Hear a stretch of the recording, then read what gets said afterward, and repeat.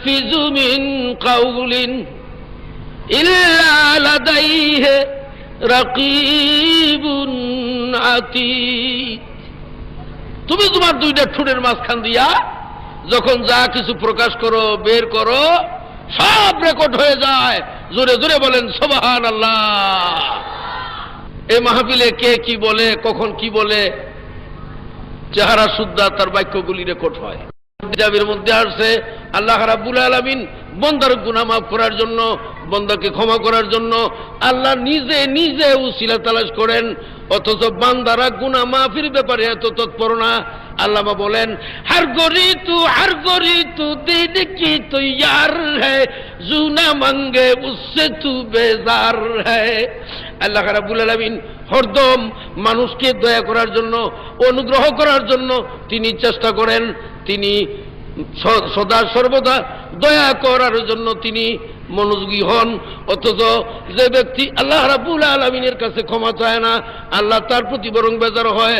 আল্লাহ রাব্বুল আলামিন বলে, বন্দারে তুই মনে করেছস তুই অনেক গুনাহ করেছস, আমি বুঝি ক্ষমা করতে পারবো না? এই আল্লাহ রাব্বুল আলামিন দিকে বলে, ইন্নাল্লাহা ইয়াগফিরুয যুনুবা জামিআ, নিশ্চয়ই আমি আল্লাহ রাব্বুল আলামিন গুনার পাহাড়, গুনার টিলা, গুনার স্তূপ ক্ষমা করে দিতে পারি। জোরে জোরে বলেন সুবহানাল্লাহ। কয় আল্লাহ আল্লাহ ইজমা বা মামকুন লুৎফকুন ইমরুজরা ফরদামকুন।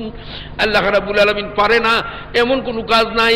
আল্লাহ রাব্বুল আলামিন কল্পনা করার সঙ্গে সঙ্গে এই কাজটাকে বাস্তবায়ন করতে পারে।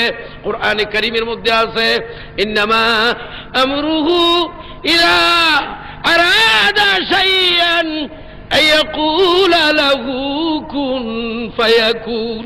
আমি আল্লাহ রাব্বুল আলামিন যখন কোনো কিছু করার জন্য খালি ইচ্ছা করি, নিয়ত করি, মনস্থ করি আর বলি কুন হয়ে যাও, ফায়াকুন সঙ্গে সঙ্গে হয়ে যায়। জোরে কোন সুবহানাল্লাহ।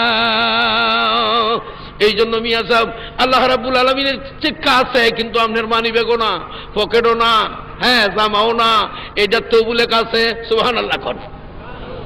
কোরআনে কারীমের মধ্যে আছে আল্লাহ বলেন নাহনু আকরাবু ইলাইহি মিন হাবলিল ওয়ারিদ, আমি তোমার গাড়ির সাহারগের চেয়ে আরো কাছে আছি। সুবহানাল্লাহ। আরো কাছে আছি, হ্যাঁ আরো কাছে আছি। এক পাগল এই বক্তব্য শুনে আল্লাহ রাব্বুল আলামিনের কাছে কান্দে আর কয় যে এই এলাহি তেরে লিয়ে দেওয়ানা কসম আল্লাহর নামে করদম বাহানা।